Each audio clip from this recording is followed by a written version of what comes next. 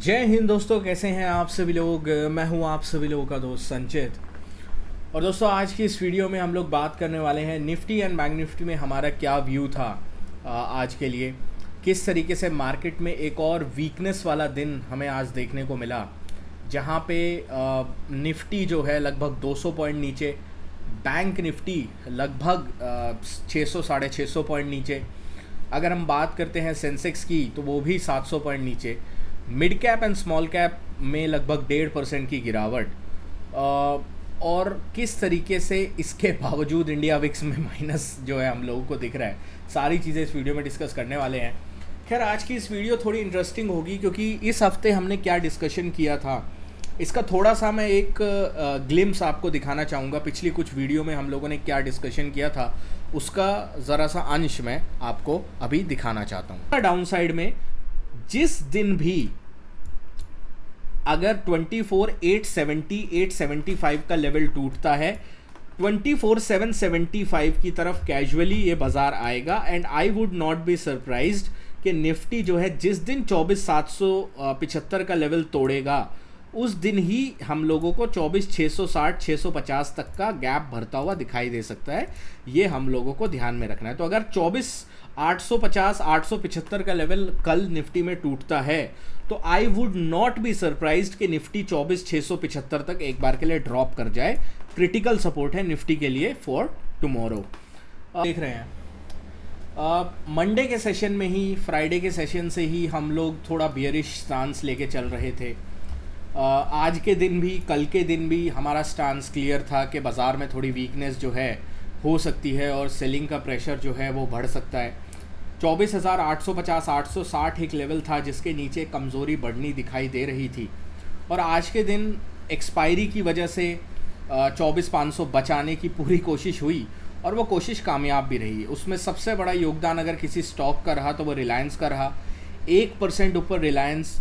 Bajaj finance की तरफ से जो है वो प्रेशर को एब्जॉर्ब करने की कोशिश करी गई और एक्सिस बैंक की तरफ से। तो 3 हैवी वेट्स की मदद लेके, स्पेशली रिलायंस की मदद लेके आज के दिन 24,500 के जो पुट राइटर्स थे उन्होंने अपनी जान छुड़ाई, जान बचाई।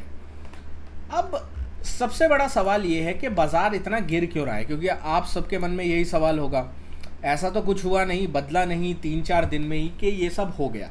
आई थिंक जो चीज़ मेरे को समझ आती है, जितना जियोपॉलिटिकल और बाकी सारी चीज़ों को मैं समझता हूँ, उसके हिसाब से जो 27 की डेडलाइन थी इंडिया के टैरिफ को लेकर, सब लोगों को, स्पेशली ट्रेडर्स को एक्सपेक्टेशंस थी कि उस डेडलाइन से पहले कुछ ना कुछ निष्कर्ष जो है वो पॉजिटिव वे में निकलेगा। अब जैसे ही आशंका ख़त्म हुई उस निष्कर्ष के पॉजिटिव वे में निकलने की, हम लोगों को काफ़ी तगड़ा जो है वो झटका देखने को मिला। और बाज़ार जो है, बाज़ार सिंपल है। हम लोगों ने, जैसे मैंने आपको पुरानी वीडियो का दिखाया था कि मंथली एक्सपायरी में जब पोजीशन फंसती है, तो मंथली एक्सपायरी में पोजीशन फंसती है तो उसके बाद बाज़ार कोई लेवल वगैरह नहीं देखता, उसके बाद वो मंथली एक्सपायरी की पोजीशंस को काटता जाता है। तो इसी तरीके से मंथली एक्सपायरी के पहले दिन जब इतने ज़्यादा लोग शॉर्ट्स में फंस गए, उसके बाद चाहे कितनी ही पॉजिटिव खबरें प्लांट आप कर दो, कितनी ही पॉजिटिव खबरें आ जाएं, वो मंथली एक्सपायरी का इम्पैक्ट जो है वो ख़त्म नहीं होता।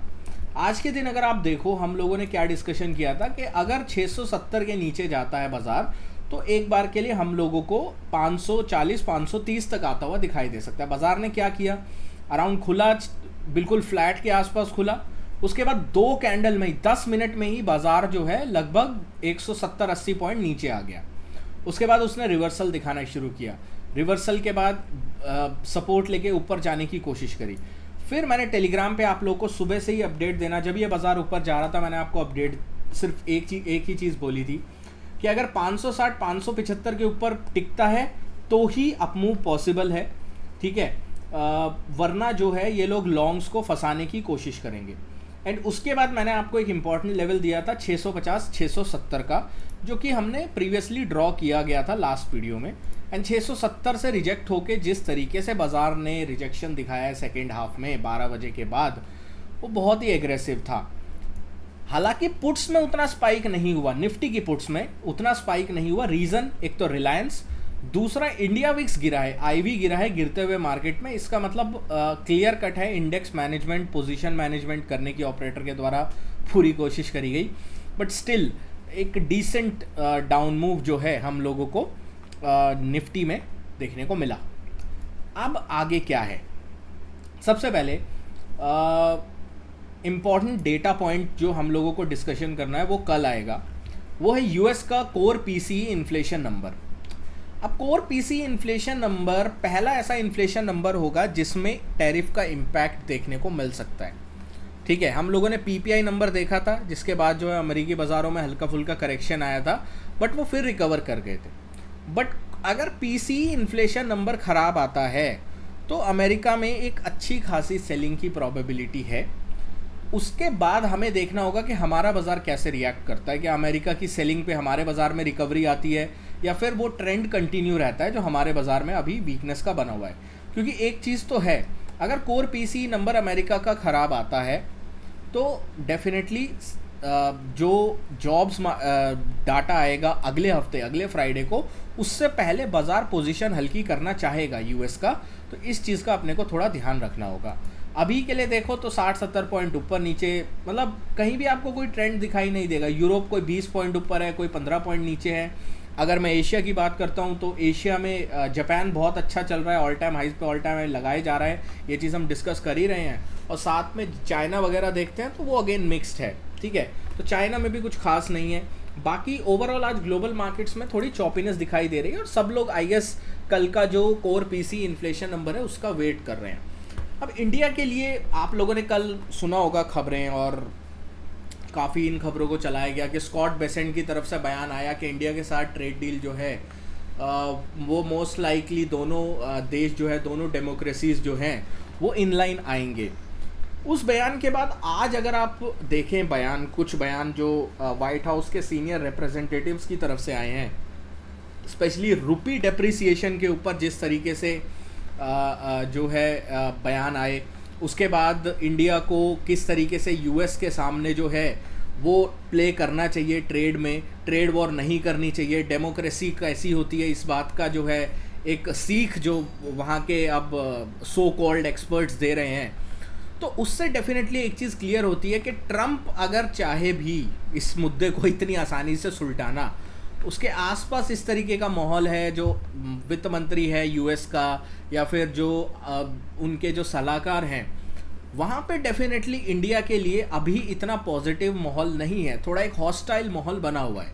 एंड दैट इज़ रियली जो है वो एफआईआईज़ को डराता है, वो जो फंड्स हैं जो बाय करते हैं उनको डराता है, और उन लोगों को ये लगता है कि अगर यूएस और इंडिया का ये सॉर्ट आउट नहीं होता है जल्दी में तो डेफिनेटली इंडिया और आगे अंडर परफॉर्म कर सकता है।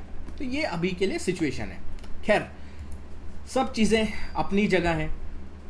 हम लोग बात करते हैं कि किस तरीके से हम लोग जो है कल के लिए प्ले आउट कर सकते हैं। सबसे इम्पॉर्टेंट चीज़ कि कोर पीसी नंबर से पहले जो यूएस में आएगा, पीसी नंबर जो यूएस में आएगा, उससे पहले जो है बाज़ार जो है किस तरीके से अपने आप को प्ले आउट करता है। क्या रिलायंस की एजीएम में कुछ ऐसा अनाउंसमेंट होगा जिसकी वजह से थोड़ी पॉजिटिविटी आएगी? We never know. ठीक है, वी नेवर नो, और पहले से कयास लगाने की कोई ज़रूरत है नहीं। एक और अपडेट के आप लोगों को ध्यान रखना है कि इस बार जो है निफ्टी की एक्सपायरी ट्यूसडे को होगी और सेंसेक्स की थर्सडे को, इस हफ्ते से। तो इस चीज़ का थोड़ा ध्यान रखिएगा, निफ्टी की एक्सपायरी आप लोगों को इस बार ट्यूसडे से दिखनी शुरू हो जाएगी। तो अभी अगर हम लेवल्स की बात करते हैं, निफ्टी बंद हुआ है 24,500 पे डॉट। ये दो लेवल आपको ध्यान में रखने हैं जिसकी रेंज में बाजार कल रह सकता है, 24,540 और 24,440। इस रेंज के बाहर निकलेगा बाजार तो ही कोई ट्रेंड के बारे में हम लोग कल सोचेंगे, क्योंकि ऑलरेडी 2-3 दिन से बाजार ने अच्छा ट्रेंड दिया है डाउनसाइड का। हो सकता है कंसोलिडेशन वाला दिन कल के दिन हो, और 24,540 और 24,440 की रेंज में बाजार घूमता हुआ दिखे। बट अगर रेंज टूटती है, 540 के ऊपर निकलता है, तो 670 680 की तरफ एक और अटेम्प्ट, और अगर 440 450 टूटता है तो बाजार जो है इस लेवल की तरफ जाने की कोशिश करेगा, दैट इज़ 390 380। तो इसका आपको थोड़ा ध्यान रख के चलना है। बैंक निफ्टी की बात करते हैं। बैंक निफ्टी में हम लोगों ने डिस्कस किया था कि 54,300 का लेवल अगर टूटता है तो 53,900 की तरफ बैंक निफ्टी आ सकता है। ये लेवल्स हमने ड्रॉ करे हुए थे, तो 53,900 की तरफ आया, 53,900 पे इसके नीचे क्लोज हुआ है। तो अब हम क्या करेंगे कि जब तक 53,900 के ऊपर बैंक निफ्टी नहीं आता ये सेल ऑन राइज रहेगा, ठीक है। 53,900 के ऊपर जब तक नहीं आता तब तक ये सेल ऑन राइज रहेगा। 53,900 के ऊपर आएगा तब हम एक अटेम्प्ट लेंगे 54,300 की तरफ दोबारा आने का। पर जब तक 53,900 के नीचे है वीकनेस है, और ये अगला टारगेट जो दिखाई देता है वो 53,450 के आसपास दिखाई देता है बैंक निफ्टी में, जो अपने को ध्यान रख के चलना है। तो पिवट लेवल कोई होगा वीकनेस का या स्ट्रेंथ का तो वो 53,900 के आसपास होगा। सेंसेक्स की बात कर लेते हैं। अगेन एक रेंज सेंसेक्स में हम लोग बनाएंगे, और रेंज जो समझ में आती है वो ये इस तरीके की समझ आती है, जो कि 80,600 और 80,000 के रेंज जो है एक ब्रॉडर रेंज अभी समझ आ रही है, बड़ी रेंज। इसमें अगर हम लोग छोटा टाइम फ्रेम में जाएंगे तो ये वाला एक लेवल जो है वो क्रूशल दिखाई देता है। ये लेवल होगा हमारा 80,350 का। तो पहला sign of strength in Sensex will only be above 80,325 330। इसके ऊपर निकलता है तो 80,500 600 का जोन अटेम्प्ट करेगा सेंसेक्स, इस चीज़ का थोड़ा ध्यान रखेंगे। 8300 320 के नीचे जब तक रहता है सेल ऑन राइज ही रहेगा, और 80,000 के नीचे अगर ट्रेड करना स्टार्ट कर देता है तो अगला टारगेट 79,700 की तरफ दिखाई देता है। ये प्रीवियस एक इंपॉर्टेंट स्विंग सपोर्ट दिखता है। दोस्तों आशा करता हूँ वीडियो आपको पसंद आई होगी। वीडियो पसंद आए तो वीडियो को लाइक कीजिएगा। मिलता हूँ आपसे नेक्स्ट वीडियो में। Thank you so much for watching guys. जय हिंद, वंदे मातरम।